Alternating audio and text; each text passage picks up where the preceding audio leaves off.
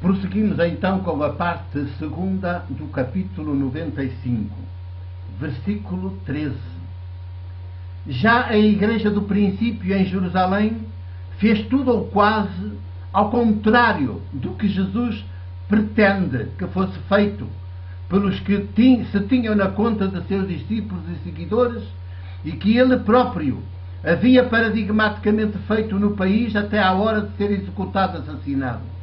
Tiago, irmão carnal de Jesus, que nem sequer andou com ele, pelo contrário, sempre foi contra ele, conferir Marcos 3, 20, 21 e versículos ainda 31, 35, veio logo a correr depois que começou a ver que nem tudo tinha acabado com a morte do irmão, reivindicar os seus direitos de herdeiro e de líder do movimento que nascia, e prosseguia em nome de Jesus. E não é que conseguiu ficar mesmo como chefe incontestado da primeira igreja de Jerusalém? Nesse papel foi logo meter-se no templo, esse mesmo que Jesus destruíra simbolicamente e que havia classificado para sempre como covil de ladrões. E com Tiago também estavam Pedro e João, o mesmo é dizer, todos os do grupo dos 12, ou ex-12, 14. Valeu-nos nesta ocasião e para o futuro da preservação da fé via política maiútica de Jesus e da boa notícia de Deus vivo que Ele é e nos deu a conhecer, a pequenina comunidade jesuânica que reunia também em Jerusalém, mas clandestinamente, na casa de uma tal Maria, não a de Jesus, então ainda associada à igreja liderada por Tiago, e só mais tarde é que ela dará a sua integral adesão a Jesus e integrará as comunidades jesuânicas que estão na origem do Evangelho de João.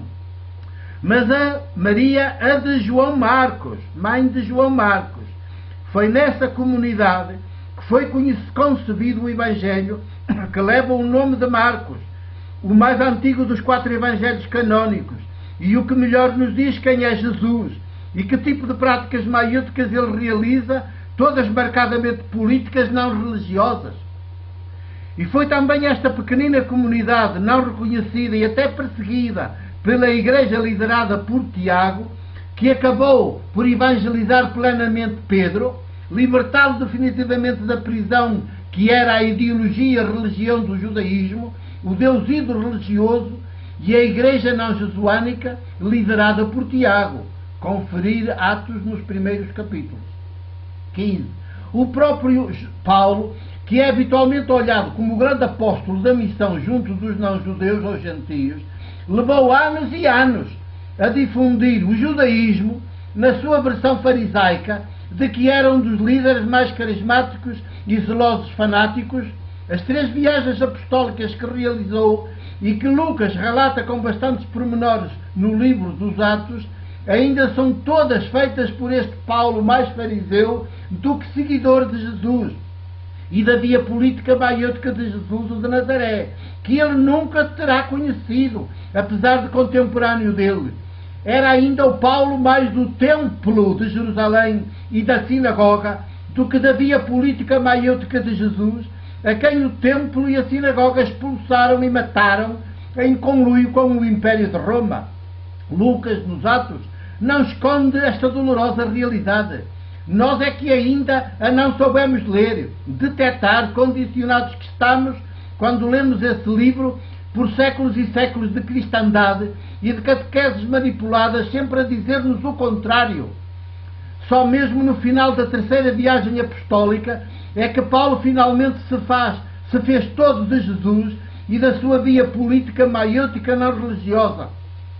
Nessa altura, tornou-se tão perigoso, subversivo e conspirativo politicamente quanto Jesus, e por isso o Império Romano não lhe perdoou tão radical conversão, contudo de novo começo, de novo nascimento, não da lei, do religioso, mas do Espírito de Deus vivo, e logo matou à espada. De nada lhe valeu nessa altura ser cidadão romano. 16. Porém, nessa altura já nem o próprio Paulo se importou com isso. Quando experimentou toda a originalidade, toda a boa notícia que é Deus vivo de Jesus, toda a força libertadora da via política de Jesus deixou de vez o Deus ídolo religioso do templo e da lei de Moisés e passou até a considerar tudo isso como esterco, até o templo de Jerusalém, até a lei de Moisés. Pois bem, é já muito deste Paulo que escreveu a carta aos Gálatas, o mais espantoso monumento à liberdade e à maioridade humanas, objetivo último da missão, tal como Jesus a protagonizou e quer que a prossigamos até aos confins do mundo, não para fazermos prosélitos, mas para, como parteiras, ajudarmos a dar à luz seres humanos livres e em estado de maioridade, autónomos, sujeitos, senhores dos próprios destinos. 17. Valendo-nos entre os homens, Marcos, e entre as mulheres, Maria Madalena. Sem ele e sem ela, provavelmente, ainda hoje seríamos seguidores da lei de Moisés, da religião judaica reciclada e cristianizada, que é o que ainda hoje é a nossa Igreja Católica Romana, um misto de judaísmo reciclado, cristianizado, o Antigo Testamento no seu pior, e de paganismo religioso do Império Romano, com os seus múltiplos cultos politeístas e idolátricos, com destaque para o culto da deusa Virgem e Mãe, chamada sempre de Nossa Senhora, Nossa Deusa, na multiplicidade das suas imagens, qual delas a mais inestética, e dos seus múltiplos títulos, tantos quantos as habituais situações de aflição e de debilidade das populações cansadas e abatidas, como ovelhas sem pastor, aos quais no século XIX e no início do século XX foram acrescentados na Europa mais dois, com as respectivas imagens, o de Nossa Senhora da Conceição ou de Lourdes e o de Nossa Senhora de Fátima. O primeiro, registado em França contra a Ilustração e a modernidade. O segundo, registado em Portugal contra a República e o novo regime, saído dela em 1910, e que se atrevera a separar a Igreja Católica Romana do Estado e o Estado da Igreja, e a despojá-la das suas riquezas acumuladas e concentradas. Bendita República. Isto foi o à parte. 18.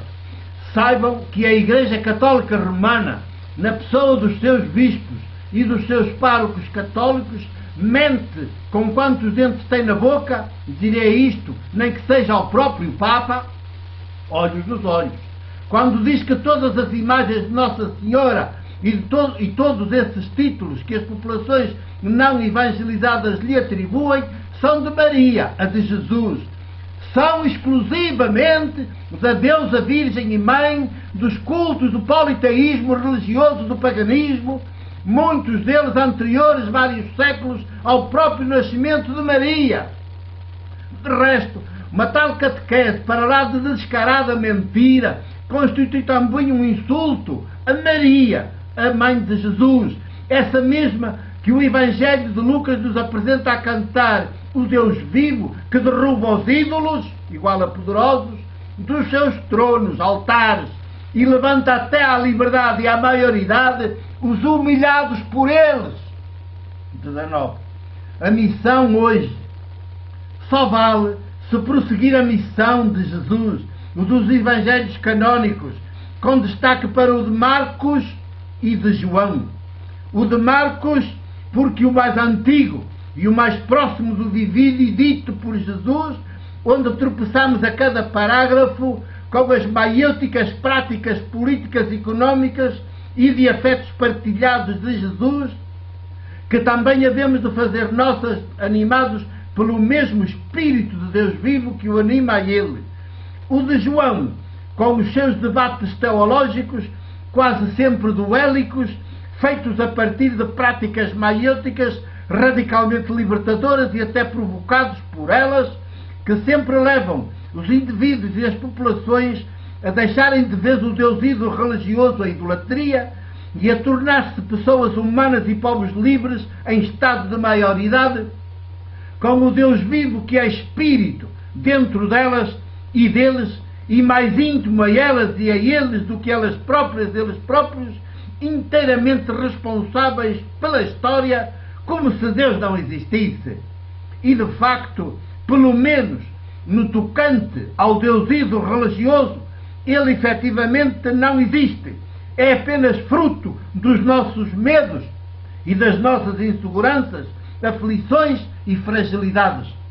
20. Os outros dois evangelhos, o de Mateus e o de Lucas, embora reproduzam muito do de Marcos, também já corrigem ou adocicam o que ele tem de mais radical e de humanamente mais chocante. Representam por isso o início da traição feita a Jesus o de Nazaré e à sua via política maiútica não religiosa, e que a Igreja Católica com Constantino, século IV, concretizou, e depois da queda do Império Romano levou ao extremo. O desvio, no início, pareceu insignificante, mas depois de todos estes séculos de cristandade, vemos quanto ele tem de monstruoso. Acabou por transformar Jesus no mítico Cristo e num Deus mais, entre os muitos míticos deuses dos cultos do paganismo religioso, e depois do único Deus ídolo religioso, quando todos os outros foram oficialmente proibidos e banidos. E fez mais. 21.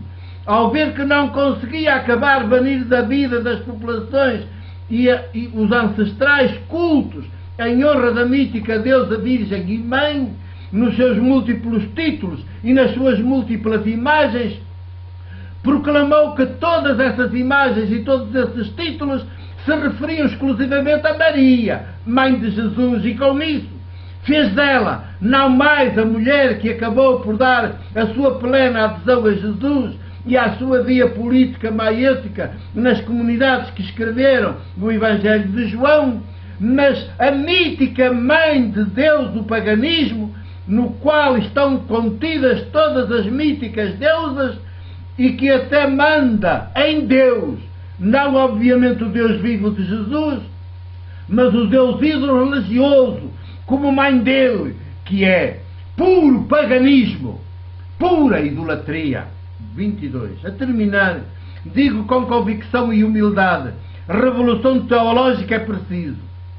Jesus de Nazaré fê-la, iniciou-a, viveu-a, por isso mesmo foi assassinado, e com um género de morte mais ignominiosa. Hoje não há missão a valer se não for para prosseguir a revolução teológica que Jesus iniciou e protagonizou em plenitude e de forma paradigmática.